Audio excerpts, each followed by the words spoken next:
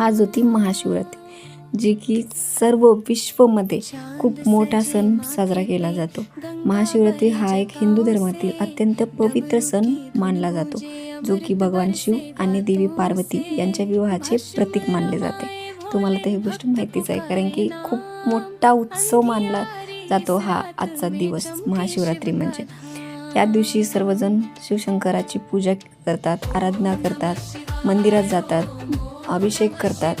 खूप मोठ्या भक्ती आणि भावाने आज यांचा उपवास पण केला जातो। आत्मशुद्धीसाठी आणि जागरूकतेचा दिवस म्हणून आज हा मानला जातो। जागरण पण करून शिवशंकराची पूजा केली जाते। सो आम्ही पण आज खूप चांगल्या उत्साहाने आणि मनोभावे पूजा केलेली आहे। तुम्ही पण घरी नक्कीच केला असेल।